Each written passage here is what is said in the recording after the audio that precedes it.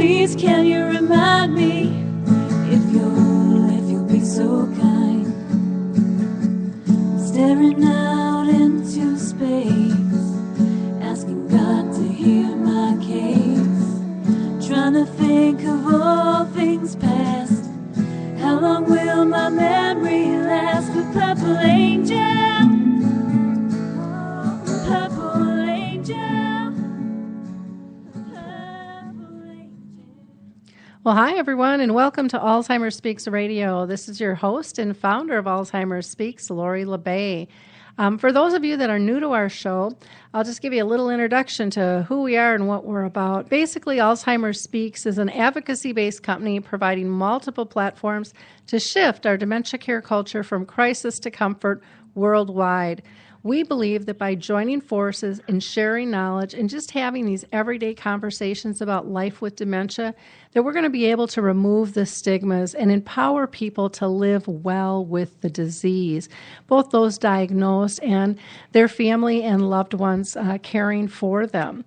Together, we know we can help everyone understand what the true needs are and what the emotional cycles are that people go through with this disease, along with the physical and mental cycles of dementia. At our core, Alzheimer Speaks collaboratively, we're going to be able to win this battle against dementia. And we know it's working because of all of your likes and clicks and shares on social media. Each one of you has had a huge impact on raising awareness for Alzheimer's and dementia and caregiving by sharing the information that Alzheimer's Speaks provides you. And the reason I say that is we were named the #1 influencer online according to ShareCare and Dr. Oz, and that would not have happened without you guys taking those few seconds to just click and share. So I would encourage you to do that with each and every show that we do, along with our blog, the Dementia Chats webinars, which we just did earlier today, which is a free webinar as well. We do those twice a month. Today on that program, we talked about the holidays and the effects on those with dementia. We talked about the need for organizations to collaborate, and we talked about what happens when illness hits and how does that kind of throw a person with dementia and their routine off kilter. So I'll be posting that a little bit later this evening or early tomorrow for everyone to be able to watch. Again, I really appreciate all the support from everybody regarding Alzheimer's and dementia. As you're listening, you might think, gosh, you know what, maybe I could be a guest, or I have something to say. We would love to hear from you. And so you can use our chat box to go ahead and communicate with us, and we'll be monitoring that throughout the show. Or if you think you might be a guest, maybe you're an author, maybe you've written a poem or a story, maybe you've developed a new business or service, or you just have a question that you feel needs to be talked about, reach out to me at lori@alzheimerspeaks.com, and I would be glad to have that discussion. We talk to people on all levels throughout the world because we just think it's important to be inclusive.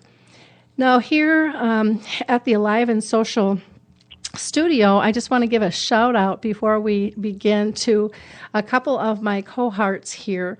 The first is Apples to Apples, and if you haven't watched or listened to that show, I should say, Apples to Apples is really a fun-based show because it's a father and son that does a lot of bantering, Scott and Drew Applebaum, and they talk about sports, and he'll kind of figure out if a father really knows best on what's going on.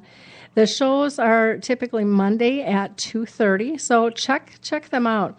The other one you might be interested in is Mortgage and BS.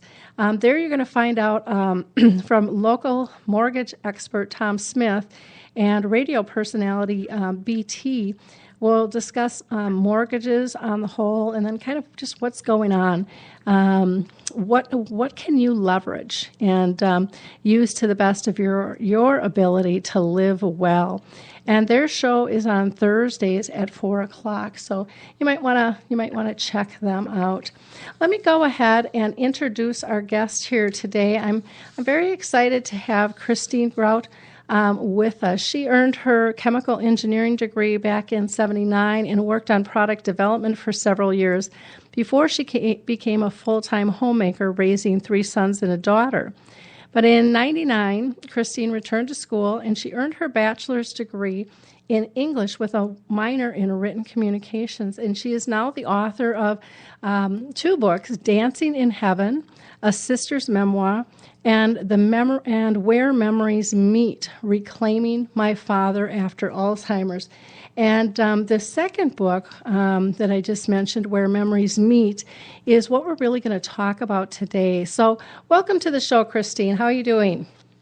I'm doing good. Thank you for having me as your guest, Lori. And also I wanted to thank you for everything you do to help raise awareness about Alzheimer's and give people hope. I think it's great what you're doing. Oh, thank you. That's always nice to hear, but it takes all of us. It takes not just a village, it takes a world, to raise the awareness that's needed. And so we really have to kind of put those hands out and lift one another up.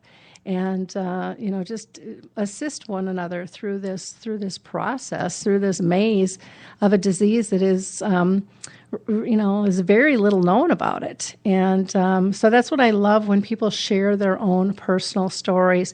Can you tell us Where Memories Meet? You've written it a little bit different because it has 2 narrators, both you and your father. Can you tell us why you took that approach? Well, I wanted the book to focus on the man, not the disease. And my father actually wanted me to tell his story. This was before he ever got Alzheimer's and that we knew he had Alzheimer's. So I had started interviewing him before we even knew that he had a problem. And I think he wanted to tell his story because I think he wanted to share his I started out as a disadvantaged person in terms of family life, and I could rise above it. So I think he had an interest in sort of inspiring people with that. And then I wanted to, when he started getting Alzheimer's, I journaled a lot throughout that, and I just thought I needed to combine the 2 stories. So I tell my father's story going forward of his life, but I tell my story of my experience with his dementia going backwards. And I think I did that for a couple reasons. The primary one was I wanted the story to end at a good place. If you tell the Alzheimer's story from the beginning to the end, we know how that ends. I wanted to walk myself backward through my father's life, through this experience we had, and get to a place where it was a good place to be before he got it. Also, I think that the end of the beginning of the Alzheimer's story is actually more mysterious, perhaps you might want to say, or intriguing than the end, because you're taking a perfectly normal person and all of a sudden strange things start happening. And I think that's more interesting and a little bit more intriguing. It's not suddenly like a heart attack. All of a sudden you've had a heart attack. It's a kind of a gradual dawning on you that something is happening. So that's primarily the reason I wanted to tell my story backwards and his going forwards. I wanted to meet where the memories were good. Well, and that's a lovely approach, and I think something that a lot of people wouldn't have even thought of in terms of looking through the glass and saying what makes sense here and how it is perceived different from the 2 sides there. Can you tell us what made you decide to write the book? I always find that really interesting. And how did you come up with the title? Well, I knew somebody whose mother had Alzheimer's maybe 10 or 15 years ago before my father got it. And I would always ask her, does your mother still know who you are? That was the thing that I knew about Alzheimer's. And that was pretty much the only thing that I knew about Alzheimer's. And once I got inside of it with a family member, I realized, wow, there's a lot more to this than just not remembering who people are. And it's sort of a continuum of things that go wrong. And I lived it with him, knowing him as my father. And I didn't live with them. I wasn't his primary caregiver. My mother was his primary caregiver. But I would say I was like on the B team, I was the next level of support. And I went up and saw them at least weekly. And I tried to use that time working with my father or doing something to help my mother in the care of my father. So I think that I've lost my lost my train of thought where I was going with this. What did you ask? Well, I was just asking, why did you decide to write the book, and how did you pick the title? And I thought, knowing how little I knew before, and then seeing how much I learned, I thought there are probably other people like me out there who could benefit from understanding what so many people go through, or at least something similar to what a lot of people have Alzheimer's, and I don't think we all understand the full implication of that. And I had the experience, and I write. So that was my way of sharing it. Okay, great. And how did you pick the title? Well, like I said earlier, one day I was talking to my dad about his own story. He got to a place where, in the story, where I was an adult and I was old enough to read, he said to me, "Well, you know the rest of the story." And I thought, and it made me realize that our memories do meet in places. My father's life story until that point was his memories that I didn't have. And my memories from his Alzheimer's and to some point back in time were my memories that he probably didn't have. But somewhere our memories met. And there's a time period where our memories met. And that's the time period that I wanted to get back to. Okay. Now, I would imagine before you wrote the book, you probably checked out a lot of the other books on Alzheimer's and dementia, and did some research on it. What do you think makes your book different? Well, I can't be completely sure about this because there are a lot of books out there, but I think the fact that I tell it from the end to the beginning makes it different. I think most people probably go chronological. And I did that partly because I wanted to take the focus of the book from the disease itself and place the emphasis on the man.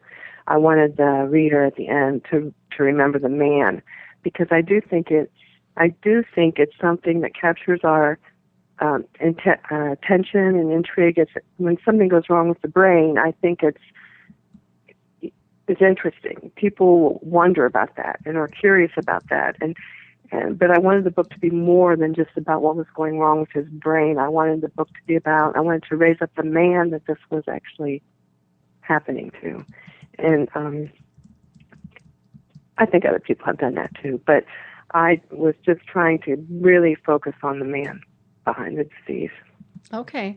And that makes sense, especially from a daughter's view. I mean, I look at my mom, and I always wanted people to see the person, not the disease. And I think that's one of the beauties and one of the huge lessons that this disease teaches us, is that just because somebody looks the same doesn't mean that they are the same. And but yet the core of their soul, hasn't changed. Right, they're still who you loved and cared for, and maybe they're kind of gone or a little to sleep or something, but you're not only who's inside of you, you're also what other people think of you and see of you. And I agree. I think when you have somebody who goes through that, it changes how you view it. And I'm afraid some people who don't know the person beforehand, might not realize what a person they really are. Exactly. Do you want to maybe share an excerpt of your book, and we can talk about that a little bit? Sure. I have something here. It's just a short excerpt. I can locate it quickly. I wrote this in August of 2012, which was just about less than half a year before he died. And I had been talking to my mom on the phone, and she was saying that my dad was not very responsive, and she was having trouble giving him his medicine, and people couldn't get him to look at them, his home health aides, and my mom couldn't get him to respond. And I wrote, I've been in a place of complacency recently, thinking everything is moving along okay, but I know Dad could just check out at some point, and we won't be able to get through to him or have a response from him. Right now, most of the time, we can still get a nod or a shake of his head in response to a yes or no question. sometimes we can get a thumbs up or down. I think I'm doing okay with him fading away. But the fact that he's still here and can respond is huge. If that goes away, it really will be much harder. We have still more to lose. Yeah, and isn't it kind of a fascinating journey how much there is to lose in this process, because you do have multiple losses with this disease. And I know for me, it really made me realize how much was there. I mean, Exactly. because you kind of take it for granted. And but when you keep having one loss after another, and it can just be little things from, them not being able to maybe physically do something that they used to not remembering your name or not remembering a moment in time, to just the touch or the smile or, the soft support that you just always relied on. Right. It's very big stuff, and some beautiful, beautiful lessons to learn through the process in and of itself. What have you learned as a person going through this disease with your family? I think I'm still learning things, even though it's been 3 years since my father died. I think I'll read one more little excerpt here, because I think this says the process kind of answers your question about one of the things I learned. I said, I'm struggling with, let's see, when did I write this? I also read this about the same time I read the other one. I'm struggling with Dad's situation more than usual. I think it started last month with a phone call on Father's Day. What did you say that made him cry? Mom, who had taken the phone from Dad, wanted to know. Hello, I answered. I told him hello. Or maybe it was the breakfast we picked up from Golden Nugget on the Saturday before Father's Day, and all the memories that flooded me as I waited in Dad's favorite breakfast restaurant where we had waited together so many times. The look on Dad's face as he struggled to walk continues to haunt me long after I've left him behind in Dayton, long after I try to relax at home in my study, listening to soothing music and watching the sun sparkle off the leaves fluttering on the trees just outside the window. I know that there is nothing I can do to help Dad out of his misery, out of this nightmare he's living. I have to make peace with his situation and with myself. It is the only way to go on.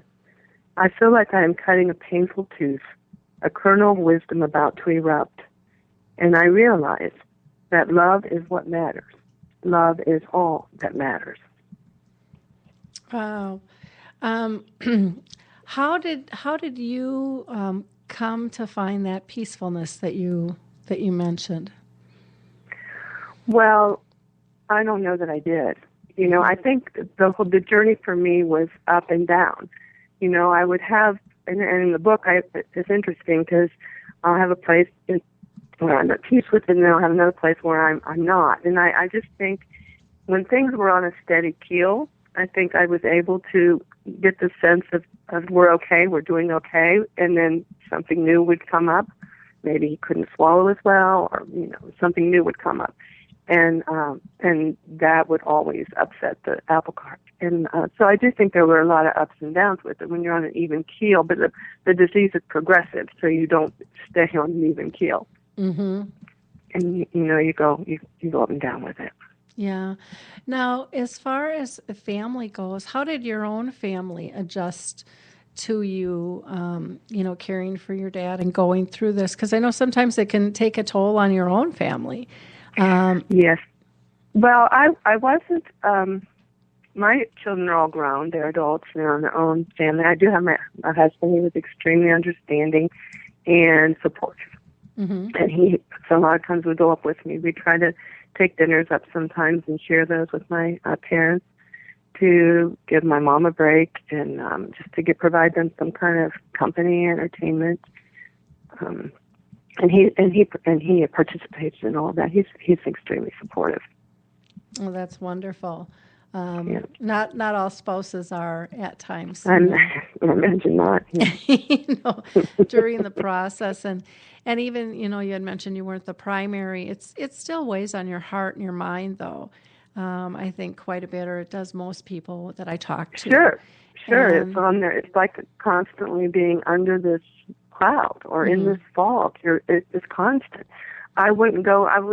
Because I took the role of trying to entertain my father, I would go up there with some kind of activity for him to do, or at first, before he was really bad and could still go places, I'd take him places, take him to the store, take him to breakfast, and I just tried to give my mom a break that way and to give him some kind of enrichment in his life or entertainment. So that was the role I played, and again, I don't know where I was going. I went off on a tangent. I don't know what your question was. That's okay. That's okay. Not a problem at all there. When you wrote the book, did you have a particular audience in mind that you wanted, that you thought would be drawn to it? Well, like I said before, I wanted to be able to let people who haven't had experience to gain some experience or some knowledge or understanding of the disease. But I actually think there are 3 categories of people that could possibly benefit from the book, and the first being the one I just mentioned, the second one being somebody who might be going through the experience, just to know that they aren't the only one who went through something like this. I think sometimes that gives you strength and comfort. Mm-hmm. Although, truthfully, if somebody's really going through the experience, I'm not sure that they have a lot of time to read a lot of books, but it's possible that they could. And then the third one, which most people don't think about, but when my father died, my last memories of him were what were foremost in my mind, and I didn't want to remember him that way. A lot of people have an experience of having lost somebody to something like Alzheimer's, where the person they end up losing doesn't really resemble the person they knew. I wanted my last memories, or I wanted to get to a place where I had a healthy memory of my father. That was the place where I look back to in the memory. It's not that I want to completely forget everything that happened. It's just that I don't want that to be the thing that colored my memory of him forever. So I think sometimes someone who has lost someone that may be kind of stuck in that place of not remembering who they really were or not being able to, I was thinking that they could possibly benefit from this process of just kind of stepping back through time and getting back to that place. Mm-hmm. Okay. Wonderful. I was reading, and this is at the very end of your book, under October 3rd, 2008, a piece that just kind of hit me. It says, I'm trying to think of ways to simplify Annie's care because your mom was having a difficult time because she wanted your dad to help with feeding. And you said, I try to have a conversation with Dad about his confusion. Mom has told me about an episode earlier this week when Dad woke up in the middle of the night and was in a panic attack. It sounded like maybe he woke up in a dream and was really confused. It was a frightening experience for him. And you say, what do you think is going on to him? And Dad says, the best I can describe it feels like an old milk horse that just knows the route and continues along its path, even though the driver is now missing. And I just thought that was just a really interesting observation on his part, in terms of what he is saying. Because on one side of me thought, well, that almost is to me, a calming place of just going in autopilot, but yet there's this angst, of this panic of not having the driver as well. Can you explain that a little bit more in terms of your conversation with your dad on that? Well, I didn't really have an extended conversation about that with him. My father was a very smart man, and he understood people, and he had a way of understanding the crux of a problem. So for him to come out with that was, I think, I look back at it as one of the things that stands out in the book for me too, is that he was able to verbalize that concept. I really think that if we haven't gone through that loss of cognitive ability in a way that a person with dementia loses it, I think it's very difficult for us to understand what that feels like. I'm not sure we can. Yeah, I find it really interesting as well. On our Dementia Chats webinar this afternoon, we talked a little bit about that, where the people, my experts that have dementia, talk about how frustrating it is when they find others, so-called experts, trying to describe what their life is like, and yet no one has really asked them what their life is like in terms of getting the details and stuff. And so it's just, I think it's one of those things where we have to talk more, we have to ask more questions, and again, not be so afraid of the disease as a whole. Right. One thing I really regret about my father was that he lost his speech fairly early in the process, so I didn't have the opportunity to talk to him a lot about what he was thinking, about what he was going through, and that, and I regret that, but there wasn't anything really to do about it. He lost his ability to speak. So, I agree with you. I think it's one of those things like parenthood or something that you can read all you want to about it, but unless you're actually done it, you just don't. There's a lot of stuff you don't get about it. Yeah, that's very, very true. Very, very true. What do you think that this experience with your dad changed your mom as a person? My mom is an unusual case because she had a lot of things happen at the same time. My sister that I wrote about in Dancing in Heaven was severely disabled, and my mother had cared for her for 51 years, full time, 3 meals a day. She cared for her like a baby. And then Annie, that was in 2008, Dad was diagnosed. And my sister Annie got sick and then ended up dying in 2009. So my mother was carrying the burden of this grief of the loss of her daughter that she had cared for all those years, as well as the knowledge that Dad wasn't going to be there by her side in terms of a helpmate, because he was going to need her care now too. She basically was a caregiver from the time she was 20 years old on. My mom was. So she was a remarkable person, but I think the loss of Annie, with not really having the time to grieve because of taking care of my dad, she was completely overwhelmed. So I don't know how it might have been under a little more normal the circumstance. She was overwhelmed.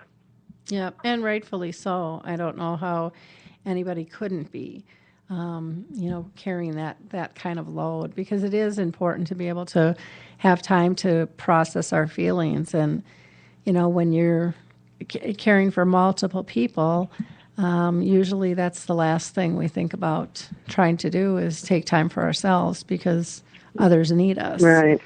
Yeah. She is a real study in caregiving, I can tell you that one. Oh, did she have support from friends at all, or?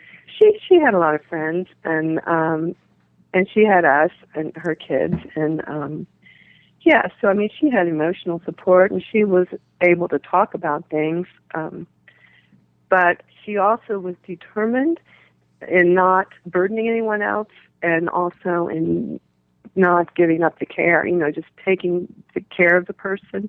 Like, she would not leave my sister Annie to go take a break. The last year of my dad's life, I don't think she left the house, because she was so embroiled in she needed to be the person taking care. She wasn't thinking at all of herself. And I think that can be it's self-defeating. For one thing, you need to have, that's one of my last comments I'd like to drive home, is that you have to take care of yourself as a caregiver. I mean, you just absolutely have to. And it's hard to do sometimes because you don't feel like you can. Yep.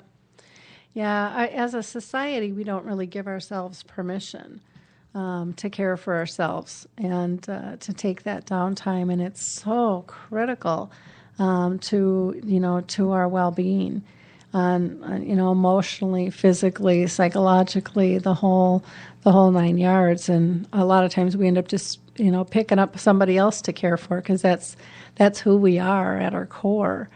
And but yet we can't just keep giving away. We have to get filled back up. And I wish that was something that was taught more, or talked about more, so that people. I agree with you. I think it's really important, and I see it happening. And my mom was a classic case of it. Mm-hmm. I think you're right. Our society doesn't support that. Mm-hmm. Based on your own, personal experience, is there any advice that you would give someone who is dealing with a loved one that has Alzheimer's or dementia? Well, like I just said, I think the most important thing you can do is continue to take care of yourself. And it's not easy for everybody to get the help they need. Mom was lucky that she and Dad had long-term health care. And they primarily had gotten that because of my sister Annie. My dad knew that if something happened to one of them, they'd need to have help. So they were able to afford getting home health aides in, although my mother was, resistant to even doing that for a while because she thought she should be doing it herself.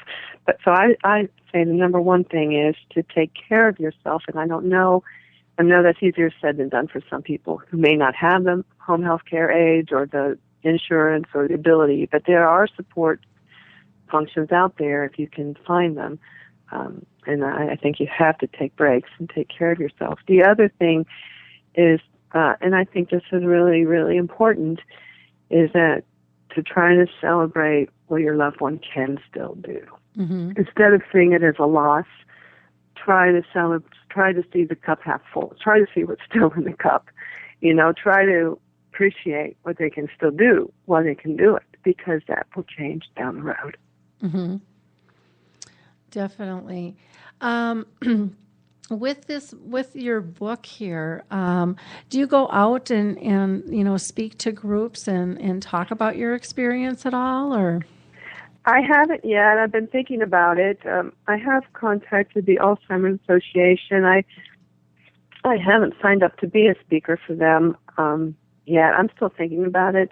I'm more of a writer than a speaker, so mm-hmm. I'm just not really sure how much that I'll do. I may go to a classroom or two with it if I'm invited, which I have been in the past with my other book. So, but I'm just not really sure what that path looks like right now. Okay.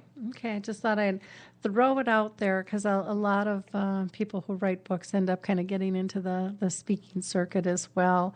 And well, it seems like I've seen that, and I was thinking that could happen. I admire you that you have actually turned in that direction and gone for the speaking. And I might. I just don't know yet. Mm-hmm. Okay. Well, good. Is there another excerpt that you'd like to read at all to our audience, or? I could do one that, like I said, I was trying to entertain him, to take things up there to entertain my father. And one of the things I had heard was that it's good to make a scrapbook with someone who has dementia, because then they can go back through it and maybe help them remember families and events and stuff. So I had started working on a scrapbook with my father, and I'd gone up to visit him, and I had brought a plastic bin of supplies, special scissors, letter stamps, and an ink pad, cutting stencils, hole punches in the shapes of a heart, a star, and a flower, glue sticks, and lots of colorful papers. So in the last 6 months or so, we have completed scrapbook pages of him as a child, his parents, his military career, his siblings, and his wedding to Mom. Last week I brought photos I had printed of my oldest sister. Dad and I sit at the table for nearly 2 hours and work on the scrapbook. He loves using scissors. Even when I don't get him something specific to cut out, he continues to use the scissors on scraps of paper scattered on the table. He is very busy and quite content. It's a peaceful afternoon. The day gets late and I have to go home. I clean everything up and pack it back in my bin. Thank you, Dad, for helping me with the scrapbook today. He grabs my hand and squeezes it. his eyes intent on mine, as if he is trying to communicate something to me. You're welcome, Dad. My pleasure. How nice, just to be able to engage in that simplicity. And, I just remember those moments with my own mom, and, they're really something. Yeah, they are. And I do have some good memories of that. And he was good at giving hugs still, even though his left, I think he may have also had a stroke. Mm-hmm. So his left side was more weak than his right. But if you stood right beside him in the wheelchair, he'd reach around and hug you. Mm-hmm. And that was nice. Oh, that's wonderful. Yeah, missing a hug was probably one of the biggest things as my mom's disease progressed, that I didn't even realize how much I missed it until I was asked that question in a support group that I just happened to go to listen to someone else talk. I wasn't there to, as a person needing Alzheimer's support. And it was just like, oh my gosh, my heart just melted. And I got all teary-eyed. It was just like, wow, I didn't even realize how much I missed that. But, yeah, I think that we're going to be facing stuff throughout the rest of our life that we're going to be, just like that. You realize it's a traumatic thing. I think going through loss this way is a very traumatic thing. And it's going to take a lot of time to heal that. Yeah. Yeah. So, well, and part of it, too, is, I think, capturing memories in a different fashion, ones that we didn't think were going to be important. We kind of pictured our life a little bit different and what would be those memorable moments. And this disease really gets you looking at things very, very differently. That's true, yes. In terms of what's important. Well, any last comments that you have for our audience that you'd like to share? No, I would just say if someone's listening because they're going through it, my heart goes out to you, and stay strong and try to enjoy your loved one while you can. I think it's important to try to keep enjoying your loved one. And I tried to do that, and I'm glad I did. Wonderful. Well, I appreciate the time that you spent with us today, Christine. And people can go to your website. Do you want to give them that address? My website is christinemgrote.com. Okay. And Grote is Grote. T-E. That's correct. And you're also on Facebook as Christine M. Grote. That's correct. And they can, I've got a link in there where they can go, to buy your book as well. And you're also on Twitter, and your handle is @CMSmith57. That's correct. Okay. Well, again, keep up the great work, and thank you so much for sharing your book with us. I loved the way that you wrote it with the two narratives, and kind of going in reverse of each other to meet in the middle, and it's a really interesting way to read and to write. Again, the book's title is Where Memories Meet, Reclaiming My Father After Alzheimer's with Christine M. Grote. Thank you so much again, Christine, for being with us today. Thank you too, Lori. You have a good day. You too. Bye. For those... Oh, that's okay. For those of you that may not have listened to our latest show, we had Dr. Sonia Mash on, who is a neuropsychologist. You might want to go back and listen to that one. In upcoming shows, you are going to hear from the award-winning director of just a fabulous, fabulous film called Inside My Being. And we are also going to be having on another author by the name of Lisa Skinner, who has written a marvelous book as well. Dementia Chats we just did this morning. Again, I'll be posting that either later tonight or tomorrow, so you can go watch that. But we talked about changes during the holidays with what to consider in terms of noise level, background noise, what that feels like to them. They described, and also kind of visual noise when things are really busy, and what they've done to change that. They talked about when they're ill, how that can change their routines, and a few little tips there, and then collaborations in general. There was one blog post that I want to point out to you as well that was on the 6th, and it's called Late Life Making a Difference, and it features just some fabulous short films that Alina Health and Life Course and TPT put together. And this one is really about, you're going to learn about care guides, which is something that I didn't know anything about, which I found fascinating. Thrivers, which has to do more with cancer and being physically fit and picking exercises, but I think that that's something that could be modified to dementia. And then there's also a portion on memory cafes as well. So again, I just want to thank everybody, and if you haven't liked us or shared us, I would really appreciate that you do that to just, again, help raise the awareness. Have a wonderful holiday season, and we'll talk to you soon. Thanks now.